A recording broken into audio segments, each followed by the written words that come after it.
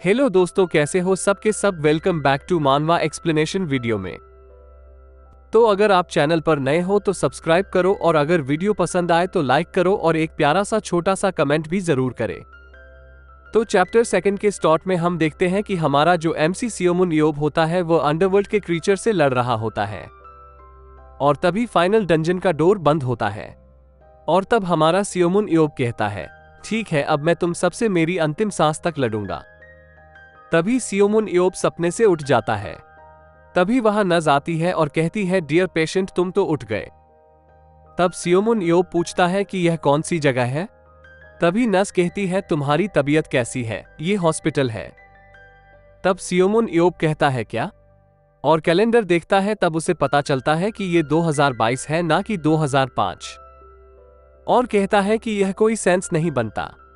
मैं श्योर हूं कि मैं जब फाइनल डंजन में एंटर किया था वो साल 2005 था। तभी नर्स कहती है, हाँ, ये सब आपको कंफ्यूजिंग लग रहा होगा, लगता है मुझे आपको सब एक्सप्लेन करना पड़ेगा। और वो टीवी न्यूज ऑन करती है और कहती है, यहाँ इस न्यूज को देखो। तब न्यूज में बताया जा रहा था कि जो 7 हीरोज का लीडर था, जो 17 साल पहले मर चुका था, वो वापस आ चुका है। और भले वो 17 साल बाद आया है, लेकिन फिर भी अभी वो पहले जैसा ही है। और कुछ एक्सपर्ट्स का मानना है कि स्पेस टाइम डिस्टॉर्शन की वजह से ये सब कुछ हुआ है। तब सियोमुन इयोब नस से पूछता है, क्या सच में 17 साल बीत चुके हैं? क्योंकि कुछ दिनों पहले तो 2005 था।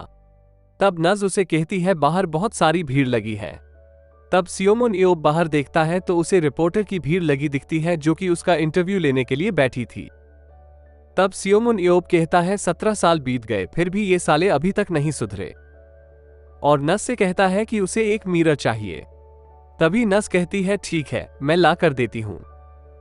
तब सियोमुन इयोब अपने चेहरे को आईने में देखकर कहता है, सच में मैं बूढ़ा नहीं हुआ। तभी अचानक उसे कुछ याद आता है और नस से पूछता है, क्या बाय चांस मेरी कुछ लाइफ सेविंग है? तब नस कहती है, जो तुमने अपनी विल पीछे छोड़ी थी उसके मुताबिक तुम्हारा सब कुछ चीजें चाइल्ड प्रोटेक्शन फाउंडेशन को डोनेट किया गया है। तब इयोब पूछता है, मेरे घर का क्या हुआ? तब नस कहती है, क्योंकि वो तुम्हारा बर्थ प्लेस है, उसे म्यूजियम बनाया गया है। तब इयोब पूछता है, फिर मेरे कार का क्या हुआ? तब नस कहती है, उसे चैरिटी ऑप्शन में बेच दिया गया। यहां हम देखते हैं कि इयोब हक्का बक्का रह हो चुका था।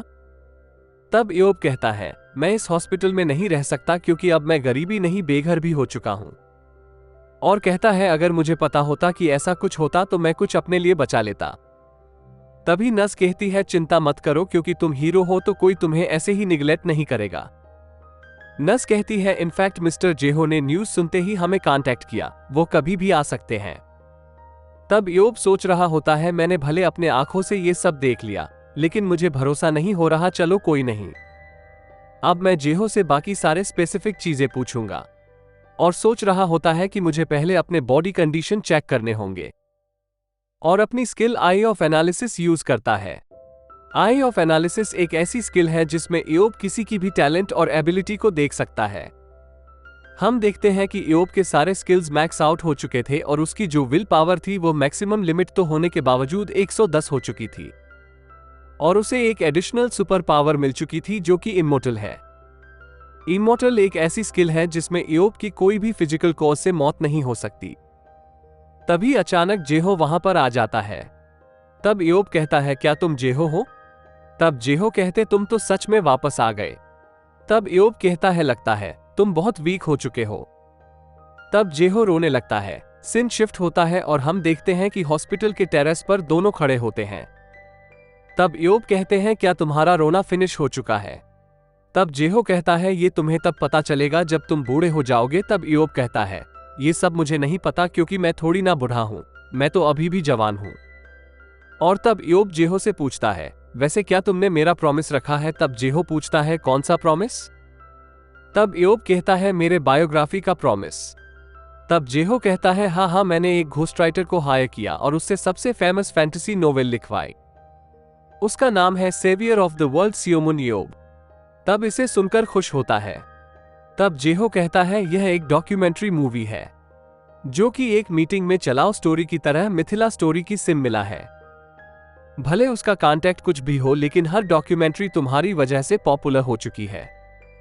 इनफैक्ट जो मूवी तुम पर बनाई गई थी वो वर्ल्ड वाइड बॉक्स ऑफिस पर ट्रेंडिंग थी।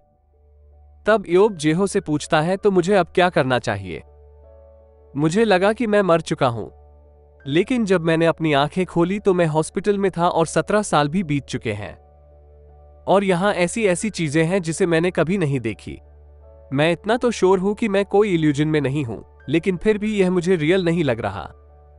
फिर भी मैंने इस वर्ल्ड को बचाया है और फिर भी मैं गरीब और बेघर इंसान हूं। तब जय हो कहता है, दोस्त किस लिए होते हैं? अगर तुम्हें पैसे चाहिए तो मुझे कहो। तब इयोब कहता है, देखो देखो, हमारा जेहो तो बड़ा हो चुका है।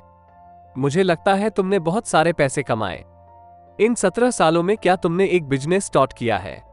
तब जेहो कहता है कि मेरे पास कुछ पैसे हैं जो मैंने डंजन रेडिंग से कमाए और मुझे रिवॉर्ड्स भी मिले जब अंडरग्राउंड वॉर खत्म हुई, और मैं ये सब कमाने के बाद कुछ भी नहीं कर पाया। इतना सब काम आने के बाद मुझे कुछ करने की जरूरत भी नहीं है।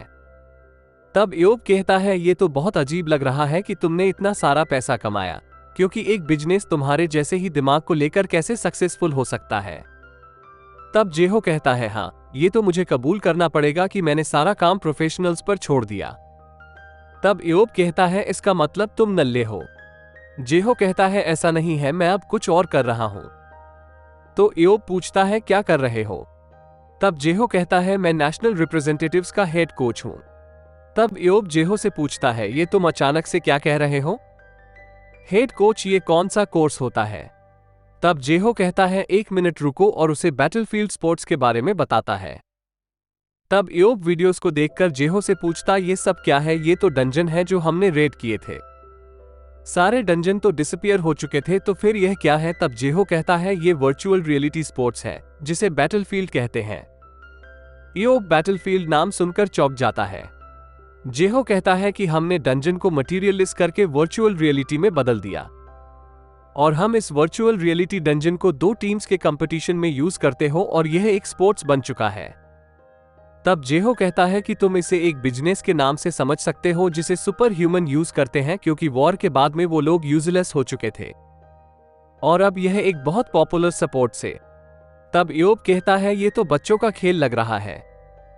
तब जेहो कहता है, ये बच्चों की चीज नहीं है, क्योंकि यहाँ रैकन प्लेयर ही खेल पाते और इन्हें 7 हीरो से कंपेयर किया जाता है, और battlefield world cup ranking national pride है। तब इयोब कहता है, अच्छा तो ये सब ऐसा है, और पूछता है कि साउथ कोरिया कौन से प्लेस पर है? तब जेहो कहता है, क्या? तब इयोब कहता है, क्या तुम क्या बढ़ती उम्र के साथ बेहरे हो चुके हो क्या? और पूछता है कि साउथ कोरिया कौन सी प्लेस पर है? तब जेहो कहता है, सच बोलूं तो साउथ कोरिया डेड लास्ट पर है। ये सुनकर इयोब चौंक जाता है और पूछता है, क्या? तो इसी के साथ चैप्टर यही एंड होता है। और अगर आपको नेक्स्ट चैप्टर का एक्सप्लेनेशन वीडियो चाहिए तो चैनल को सब्सक्राइब करें और इस वीडियो को लाइक करें और एक प्यारा सा कमेंट भी करें।